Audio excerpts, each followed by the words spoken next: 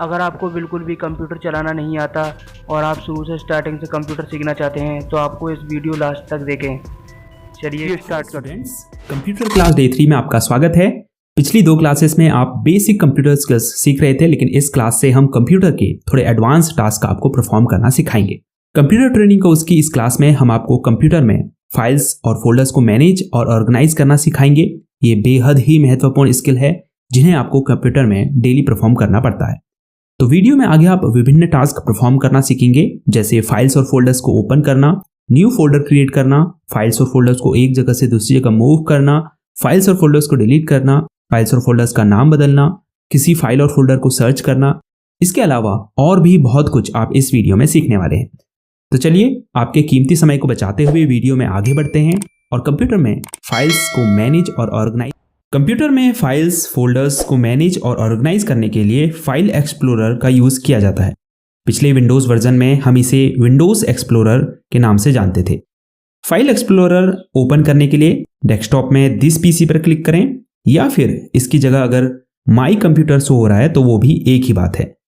इसे आप task bar यानी यहां से भी ओपन कर सकते हैं। ये इसका प्रोग्राम आइकन है। अगर यहां नहीं शो हो रहा है तो नीचे स्टार्ट बटन पर क्लिक करें। उसके बाद यहां प्रोग्राम लिस्ट में आपको फाइल एक्सप्लोरर शो हो रहा होगा। ओपन करने के लिए इस पर क्लिक करें। इसके अलावा फाइल एक्सप्लोरर को ओपन करने के लिए सर्च बार में फाइल एक्सप्लोरर टाइप करें, फिर ओपन पर क्लिक करें। वैसे सबसे आसान तरीका यह है कि आप शॉर्टकट की का उपयोग करें। उसके लिए कीबोर्ड में विंडोज प्लस ई की को साथ में दबाएं। ओपन होने के बाद फाइल एक्सप्लोरर इस तरह से दिखाई देता है। पहली बार में देखेंगे तो बिल्कुल समझ में नहीं आएगा, लेकिन अभी मैं आपको इसकी एक एक चीज अच्छे से समझा देता हूं।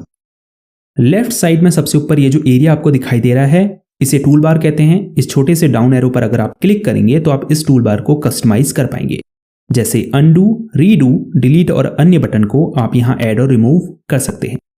उसके बाद ये पूरा एरिया रिबन कहलाता है, जिसमें सबसे ऊपर कुछ टैब्स हैं, जैसे फाइल, होम, शेयर और व्यू। प्रत्येक टैब के अंदर आपको डिफरेंट ऑप्शंस देखने को मिलेंगे। होम टैब के अंदर जैसे फाइल्स को एक लोकेशन से दूसरी जगह मूव करने के लिए मूव टू ऑप्शन है। फाइल को डिलीट, रीनेम करने के लिए ऑप्शन है। न्यू फोल्डर क्रिएट करने के लिए ऑप्शन है। ऐसे ही हर टैब में कई सारे ऑप्शंस आपको देखने को मिलेंगे। आप ऊपर राइट साइड में इस अप एरो पर क्लिक करके रिबन को हाइड कर सकते हैं और दोबारा इस पर क्लिक करेंगे तो ये फिर से शो हो जाएगा। इसके अलावा शॉर्टकट की कंट्रोल प्लस F1 दबाकर भी आप रिबन को शो हाइड कर सकते हैं।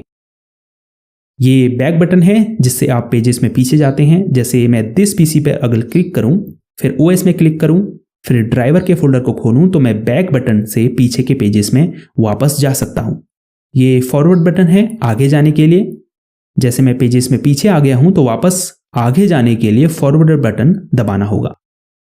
अब ये छोटा सा डाउन बटन आपको दिखाई दे रहा है, इस पर क्लिक करके आप रिसेंट लोकेशन पर जा सकते हैं। जैसे हम अभी ड्राइवर्स, OS और दिस पीसी में गए थे तो यहां पर हमें रिसेंट विजिट लोकेशन शो कर रहा है। इसके ठीक नेक्स्ट में अप टू एरो है, जिस पर क्लिक करके आप फोल्डर हायरार्की में एक लेवल अप मूव कर सकते हैं।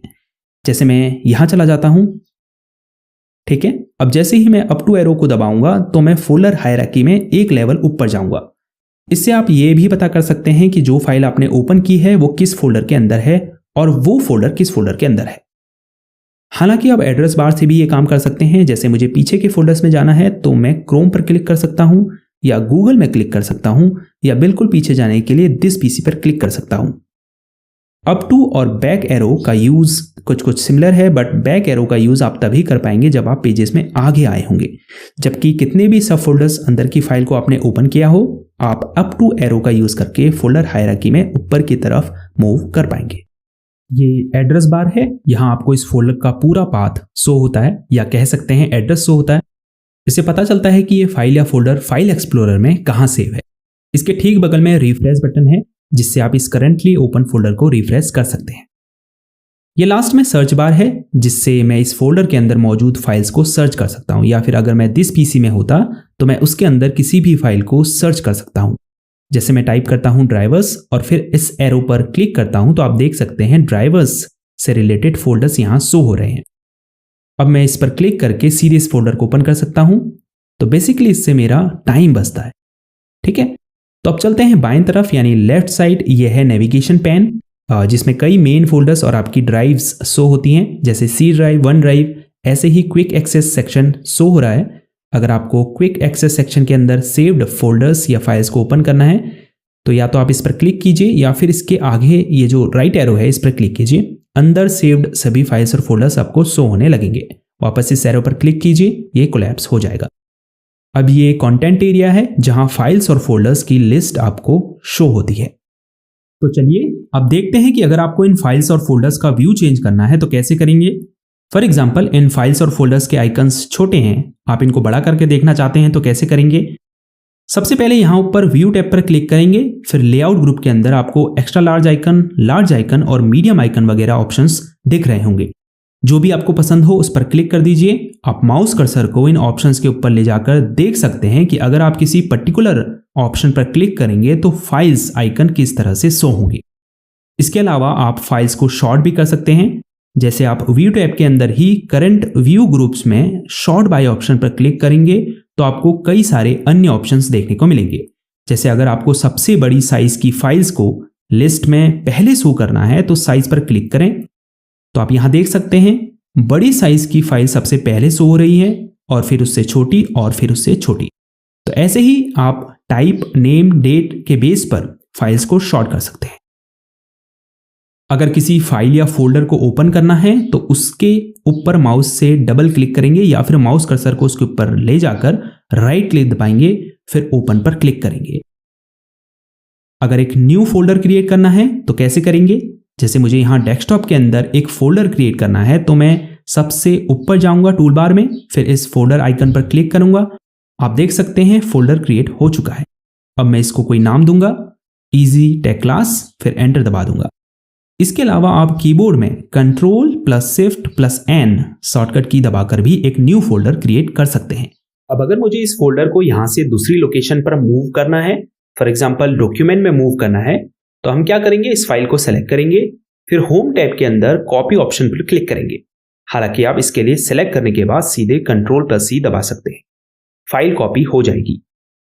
फाइल फोल्डर को एक जगह से दूसरी जगह मूव करने से पहले एक बात यहां पर ध्यान देने वाली है, अगर आप इस फोल्डर को यहां भी रखना चाहते हैं और दूसरी जगह भी रखना चाहते हैं तो आप इसको मूव करने के लिए क्या करेंगे, इसे कॉपी करेंगे। अगर यहां से हटाकर दूसरी जगह रखना है तो कट करेंगे। जैसे सिलेक्ट कर लिया, फिर कट के ऑप्शन पर क्लिक किया। आप कट करने के लिए सिलेक्ट करने के बाद सीधे शॉर्टकट की Ctrl+X भी दबा सकते हैं। अब उस फोल्डर में जाइए जहां आप इसे मूव करना चाहते हैं, फिर ऊपर पेस्ट के ऑप्शन पर क्लिक कीजिए या फिर आप पेस्ट करने के लिए Ctrl+V शॉर्टकट की भी दबा सकते हैं। एक और तरीका है फाइल फोल्डर को कॉपी कट पेस्ट करने का। फाइल को सिलेक्ट कीजिए, फिर राइट क्लिक दबाइए। पॉपअप मेन्यू में नीचे की तरफ कट कॉपी पेस्ट का ऑप्शन शो हो रहा है। जो भी आपको करना है उस पर क्लिक कीजिए। इसके अलावा अगर आपको एक फाइल के बजाय एक से ज्यादा फाइल को कॉपी या कट करना है तो उसके लिए आप लेफ्ट क्लिक दबाकर रखें। उसके बाद उन फाइल्स के ऊपर ड्रैग करेंगे जिसे आप कॉपी या कट करना चाहते हैं। फिर कॉपी करने के लिए Ctrl+C और कट करने के लिए Ctrl+X दबाएंगे। लेकिन कई बार ऐसा होता है कि हमें एक फाइल को छोड़ के अगली फाइल को सिलेक्ट करना होता है, तो इसके लिए आप पहली फाइल को सिलेक्ट करेंगे, उसके बाद कंट्रोल की दबाकर रखेंगे, फिर अन्य फाइल्स को सिलेक्ट करेंगे। लेकिन अगर आपको एक फोल्डर की सभी फाइल्स को सिलेक्ट करना है, उसके लिए या तो ऊपर होम टैब में सेलेक्ट ऑल पर क्लिक करें या फिर कीबोर्ड में Ctrl+A की दबाएं। इससे ऑल फाइल्स सेलेक्ट हो जाएंगी, जिसे फिर आप कट कॉपी कर सकते हैं। अगर आपको फाइल को डिलीट करना है तो उस फाइल को सेलेक्ट कीजिए, उसके बाद होम टैब से आप इसे डिलीट कर सकते हैं या फिर इसके ऊपर राइट क्लिक दबाकर यहां से भी इसे डिलीट कर सकते हैं, या फिर सिंपली कीबोर्ड में डिलीट की को दबाइए, फाइल डिलीट हो जाएगी।